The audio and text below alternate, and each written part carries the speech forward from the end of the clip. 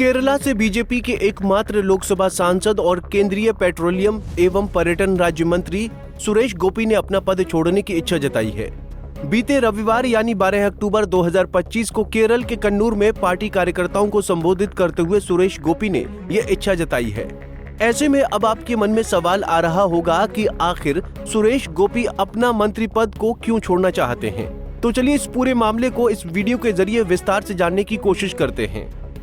दरअसल सुरेश गोपी एक प्रसिद्ध मलयालम अभिनेता, राजनेता और सामाजिक कार्यकर्ता हैं, जो 2024 में त्रिशूर से बीजेपी सांसद चुने गए। इस समय वो केंद्र सरकार में पर्यटन और पेट्रोलियम मंत्रालय में राज्य मंत्री हैं। उन्होंने 1990 के दशक में कई हिट फिल्मों से एक्शन हीरो की पहचान बनाई और राष्ट्रीय फिल्म पुरस्कार भी जीता। लेकिन केरल से पहला भाजपा सांसद होने के कारण पार्टी ने उन्हें मंत्री बनाने का फैसला लिया।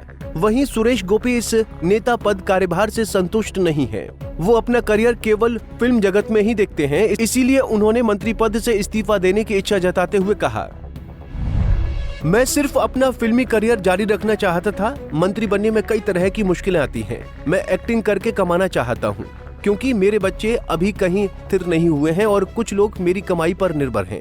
उनकी मदद करने के लिए मेरा आय का स्रोत बंद नहीं होना चाहिए, लेकिन अभी लगभग बंद हो चुका है। सुरेश गोपी मलयालम के फेमस एक्टर में से एक हैं। तो चलिए उनके एक्टिंग करियर से जुड़ी कुछ डिटेल्स भी जान लेते हैं।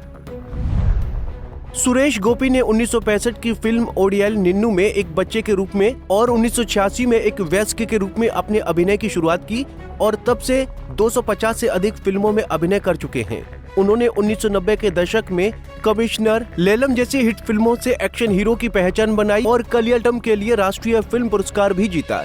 सुरेश गोपी मलयालम के स्टार तो है ही, लेकिन तमिल, तेलुगु, कन्नड़ और बॉलीवुड फिल्मों में भी अपनी एक्टिंग का प्रदर्शन दिखा चुके हैं।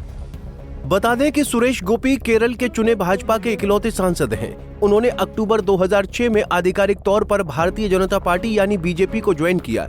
2024 के लोकसभा चुनाव में सीपीआई के वीएस सुनील कुमार को 74,000 वोटों से हराया। ये बीजेपी की केरल के लोकसभा चुनाव में पहली जीत थी। लेकिन अब सुरेश गोपी ने अपने इस्तीफे की बात करते हुए राज्यसभा सांसद सी सदानंद मास्टर को उनकी जगह केंद्रीय मंत्री बनाने की अपील की है।